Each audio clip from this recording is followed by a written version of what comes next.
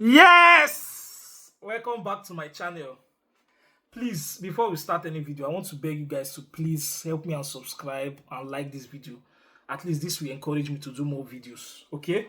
So, it's back to our football analysis. Today, I'm going to be talking about Manchester United because that one is my club, my beloved club. Now, club will be say, me, I know they use play. No matter what, if like, make man you go relegation. If like, make man you go Division 6. I go still fan Man U because Man U dey inside my blood. It is in my blood. You understand? So there's nothing on earth that can ever make me stop fanning Man U. This is my own personal bias. No wahala. So Manchester United will be taking on Arsenal at Old Trafford on Sunday. And I want to give my analysis and prediction on that match. I swear, I believe this season, Manchester United is going for the Premier League. I don't know what anybody's saying. I don't know the one where we say people they talk say, oh, we are going to finish top 6, or we are going to finish top 4, or we are going to finish best at 8th position. I understand the reason. Personally, I understand the reason why Man U finished 15th position last season. It was not a coincidence. We had so many issues last season. I used to tell my brother, we talk on the phone every day, we argue a lot about Manchester United. I used to tell him, why Man U finish for 15th position last season? Different things caused it. First of all, we got a manager that is very clueless, which is Erik ten Hag. I personally believe that we are supposed to sack that manager last season after he won that FA Cup. Bye-bye. We are supposed to just sack him. I'm still shocked till today. It beats my imagination why they were able to give this man a new contract after taking us 8th place. The disaster this manager has caused to Man U, the things where this man don't do for Manchester United. First of all, he carry us go finish for our worst position for Champions League, which is last position. We lost how many matches on the group stage? We went to play Europa League. We could not even finish first on the table on the Europa League. The second season he was in Manchester United. We could not even finish first. We know if we top the group, we finish second. We need to go play off to fit come back. So many things where this man don't do that throughout his stay in Manchester United. I've been at the signing. How can a manager who don't play with Anthony? This man they come from Ajax. He don't play with Anthony. How you take come Manchester United? Can't still let the board, because before a board buys a player, it will go through the manager. Even though the manager will not say, oh, buy me this player, buy me that player, but the manager, they must get the opinion of the manager.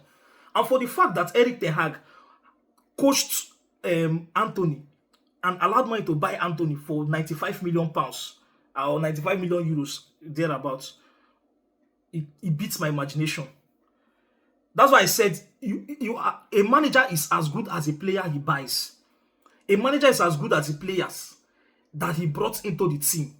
So for the fact that he went to buy a dwarf as a defender, with all due respect, but a defender that is 5'8" as a centre back in the Premier League, which you know that these Premier League teams, they always play area ball, they always play corner kick, long throws, and all that. No matter how good he is on his feet, and he's even injury prone, we bought him for 50-something million.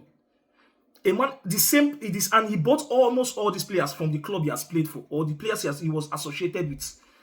He bought Andre Onana. We are suffering that Andre Onana till today. He brought in Martinez. Martinez is never fit. He's a good centre back, but he's not good enough. This is the Premier League we are talking about, not one Farmers League. He brought in what they call it, Malaysia. We have not played Malaysia for 2 years, 2 seasons now. Nobody's taking about Malaysia. He brought in Eriksen. Where is Eriksen now? How many matches did Eriksen play?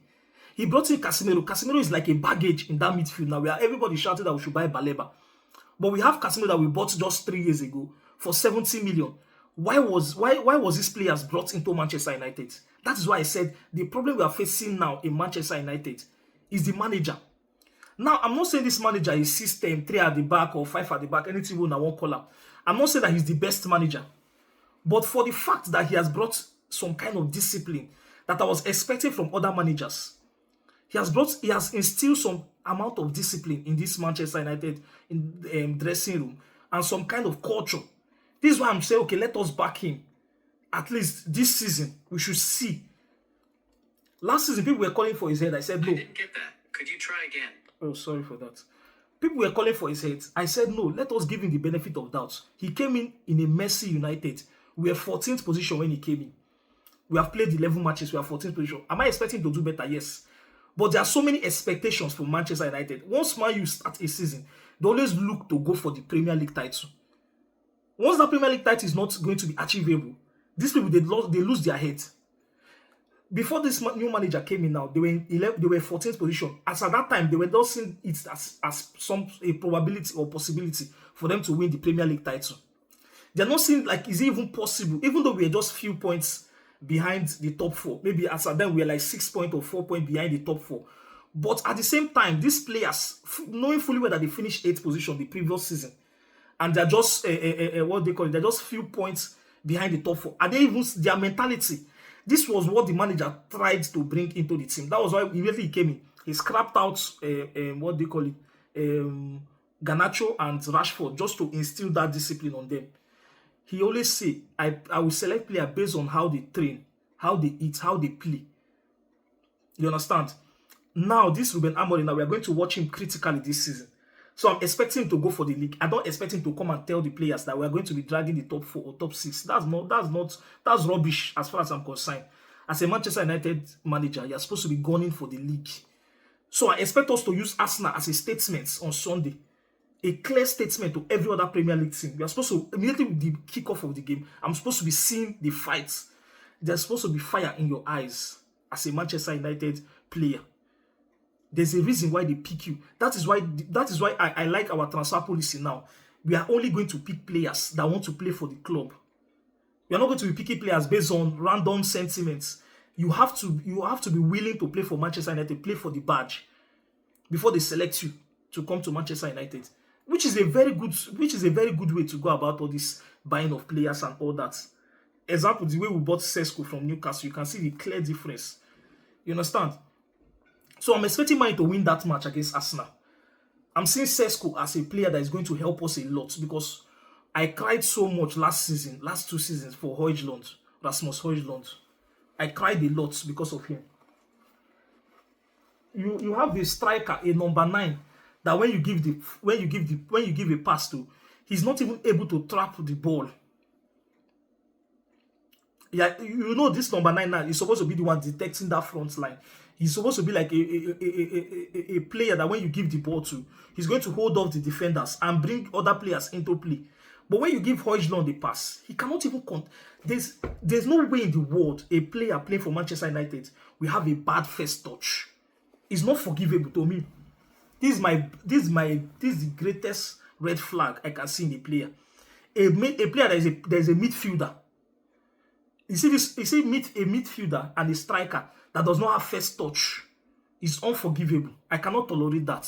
So immediately we bought Højlund. I started watching him close. I felt like no.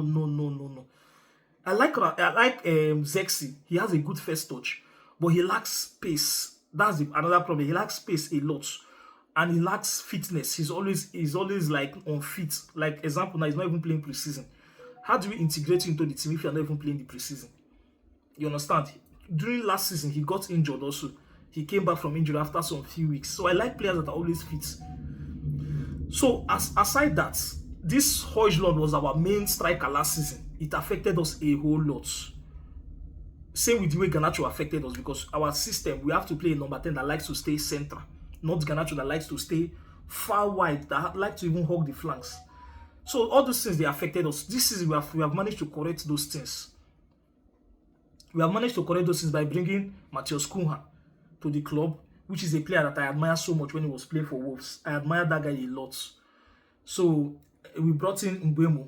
Although Mbeumo is not a player that likes to stay central that much, but he can do the job in the central position because he has the physicality. You understand? Now it makes it easier for Amad Diallo to play wing back, which was something I was begging for last season. I don't want to see Dalot playing that wing back. So all these things, they have been addressed. The only problem we have this season now is that we don't have a midfielder, Baleba. But even without Baleba, I don't want to hear say we go draw against Arsenal.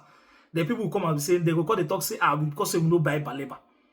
We have Bruno Fernandes now that can play central in the midfield, zip line playmaker, and he's good with passing. He's good in reading the game and all that. He might not be the most physical player, but he's very good in reading the game. He's very good in passes. He's very good in even little. He has some dribbles in him, long range passes. So he can help us in that midfield.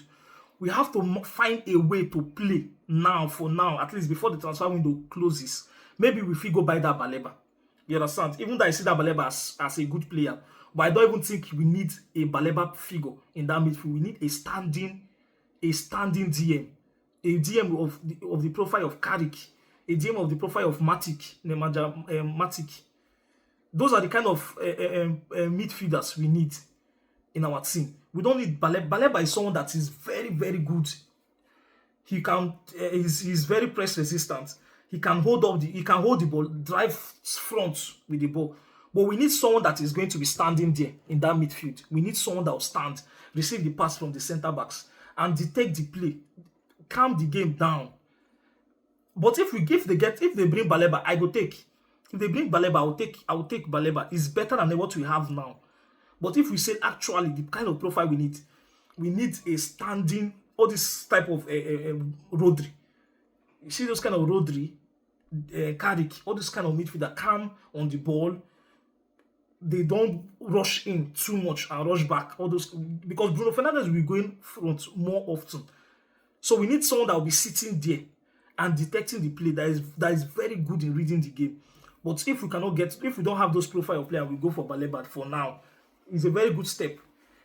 I need Manchester United fans to be thinking that we can win the league. We can win the league. There's no way. This Arsenal we are going to play now, I'm not even seeing it that Arsenal will come to Old Trafford if we have Sesko and we have Mbeumo and we have Kun and we have Bruno Fernandes, we have Amad Diallo, we have this Dogu. This Dogu is another player that is very, very good. Although his crossing needs some polishing. His final input needs some polishing, but the guy is a very, very good wing back. You understand? And I believe this season, Onana is not my kind of goalkeeper, but we need a midfielder first. The next season, we can go on defense and keeper position. This season, we have attacked the front line. The front line have been solved. If we manage to get one midfielder this season, the next season, when Casemiro contract finishes, if Casemiro contract don't finish, Casemiro will come out. Then we go find replacement for Casemiro. You understand? Then we attack the defense line and the keeper position. So, but this season, we only just one midfielder going into the season. We can do wonders. I predict 3-1 because I know Man U always concede. So I'm predicting 3-1 in favor of Manchester United. 3-1. And I know this is how the result will be. And that one goal will not even be Gyökeres. Gyökeres is going to play. He's not going to score. The person that is likely to score in that match is only Saka. That's my prediction for the match. That's how I see the match. So if you have your own prediction, you can give it. So before I go, please, you guys should help me to subscribe and like this video so that the video will go far and so that you can encourage me. At least make I do more video now. You understand? I need to be giving you guys content back to back. But the only way I can do this thing is if not they subscribe, if not they like the video. Some people watch this video, they don't go like them, they don't go subscribe. So if not help me subscribe, still like the video, then I'm going to give now more premium gists. The next one I'm going to do is about Chelsea. I'm going to do about other clubs. Liverpool. I have other clubs to talk about. So I'll be giving you guys football content, football analysis, because I watch football every time. So I can give you guys my own personal opinion. Thank you guys.